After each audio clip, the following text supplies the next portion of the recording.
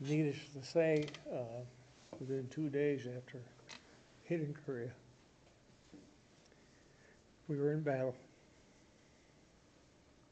And after I got into the assault platoon, it took me 2 days to get there. Uh, but I got out of typing. Hmm. And then I was in the assault platoon for,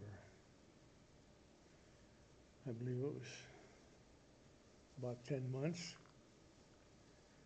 And on my birthday, February the 18th, I was born in 1933.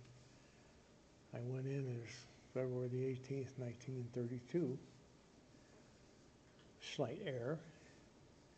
And on February the 18th, they pulled me back and said I was too young. General Douglas MacArthur said I was too young. And I said, General MacArthur was wrong. What do you mean? I said, I'm 18 years old today, which was true.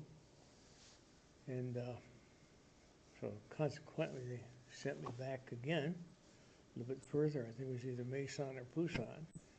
And they did some research. They found out I didn't lie the second time. I was 18 years old. And I had an opportunity to come back to the States or stay in Korea. But I felt I was wise enough to stay in Korea. Otherwise, I'd go back to the States and they'd draft me. I'd be started all over again. And I knew that within 4 to 6 months, I would rotate back to the States. And that's exactly what happened. I went from the assault platoon into the medical division. They sent me back as a medic, and to which I spent the balance of my time in Korea, which was 14 months total, a few days. And then I came back to the States and I got put into Camp Carson, Colorado. And I went there as a chemical, radiological, biological warfare instructor. And I spent the balance of my service. Total service was 3 years, 2 months, and 8 days in Colorado Springs, which time I got my separation papers. And they asked me if I wanted to go to ROTC and train. I said no. I served my service. I fought. I taught. And I was done. And that just about completes my explanation of what I did in the service. Sure, I appreciate that. What were your impressions of Korea when you first saw it? A very poor country. I mean, plain English. All they wanted to do is have kids and eat. And I said that very politely. Mm-hmm. It was a poor country. I felt sorry for them, and I think we did our best. What were the living conditions like where you were stationed? In Japan, it was great. Mm-hmm. In Korea, I lived in a foxhole 25% of the time. But we had tents. I think there were 7 assaults over the 18th, and I think I was in 6. Food was lousy. They weren't prepared for war. During the time in Korea, after a period of 6 or 7 months, they thought we'd be going home, so they stripped us of all of our ammunition except one clip, which I felt not really satisfied. But at that time, I had a carbine, so I took the carbine clip and taped another clip to it, and I ended up with 2 clips. During the service in Korea, I was half a machine gun person. I was put on a hill once with a BAR, And when I got into medics, I was basically carbine and 45. And that's, hope that answers your question. Yeah, definitely. In your daily life, 60 years later, do you ever think about, except for situations like where you come in and talk specifically about it, I mean, how do you think about it pretty often? Or do you? I got operated on once for something on my heart, and they gave me a double anesthetic. And when they did that, on the second, because of an emergency coming up, on the second anesthetic afterwards, they got me in the operating room, and I had a flashback. And I was back in Korea. Yeah. I dream about it. Still do. More so prior to the day than normally. Sure. But we did our time. We got out. I was successful in civilian life. And I'm glad I served and got it over with. Sure. What did you do upon your return to service? Return to civilian life? First thing, I got a job over in Fort Wayne, Indiana. Okay. Worked about 3 places. And then I got laid off. Went to Wert, Ohio. Got a job at 2 different places there in Coldwater, Ohio. And then I ended up with Aeroquip Corporation in Van Wert, now called Eaton. And I worked there for 11 years. Took a transfer to Aeroquip in Jackson, Michigan, and did fairly well on my job. I went from working in a plant to down in Van Wert to in the office. Went up to Jackson. I had my own department. And then when I retired, 3 days later, they asked me to come back, and I went back doing the same thing I did. I put a lot of information into the computer so people in later life could answer questions. And successfully retired from Aeroquip. And I had a wife. We were married 56 years.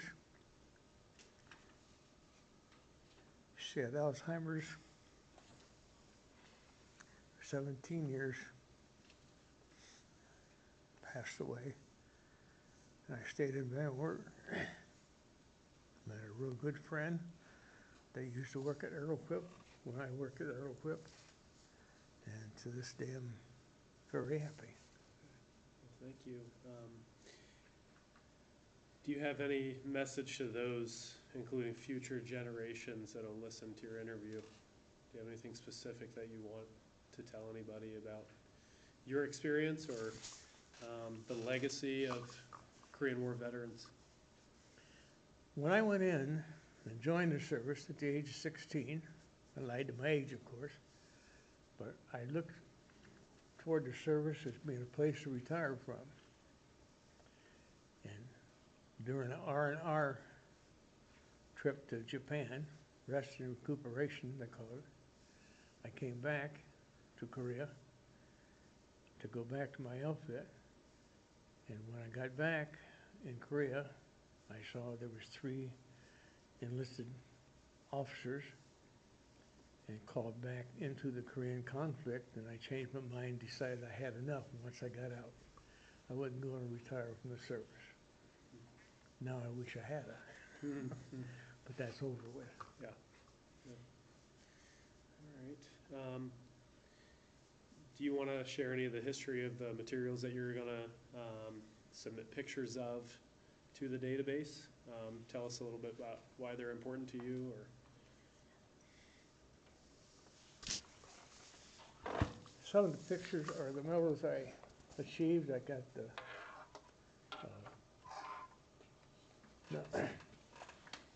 knowledge of what they were. There are. Got one, I forgot the list.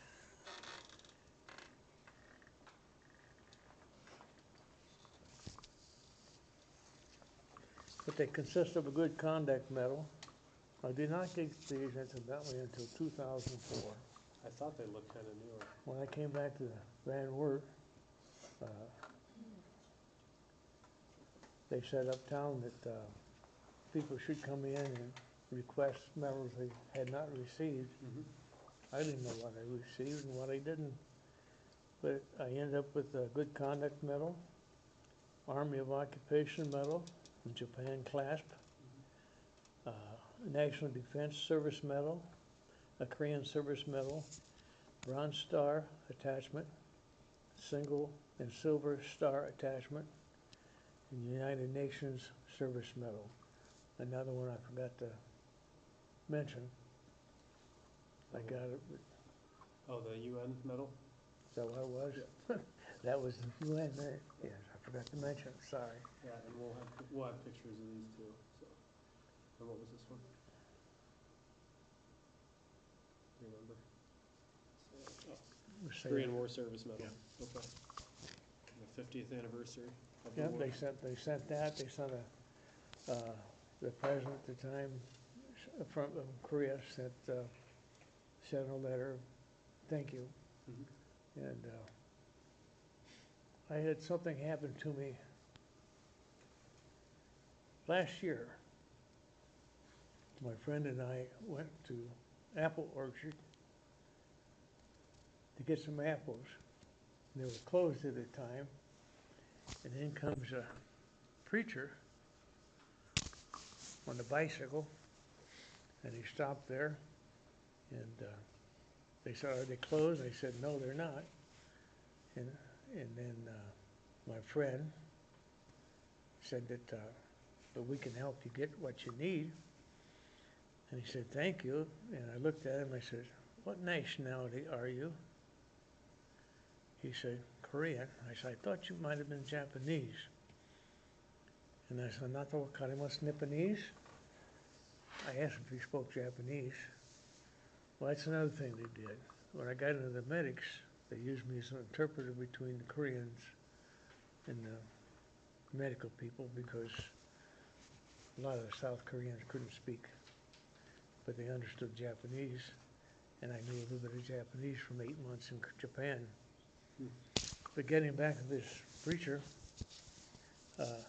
when he told me he's from Korea, I said, "I was there." And he said, "You were?" And I told him when. And that man thanked me 10 times. Means a lot. So they did appreciate what we did. And that's, if you've got any more questions, I'll answer.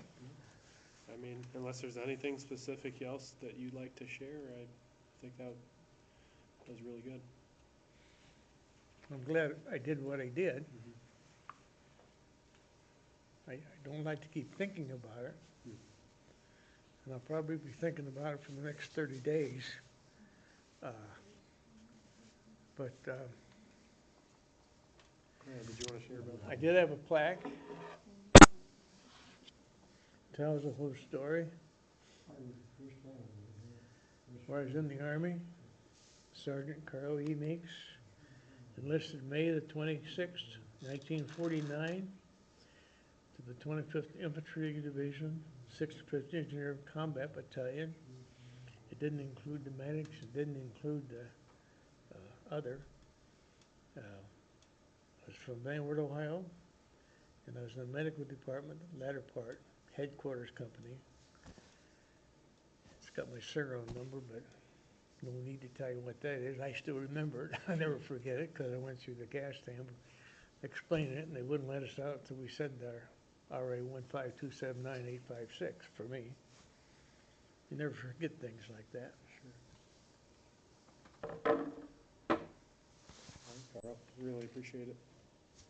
Thank you. Thank you.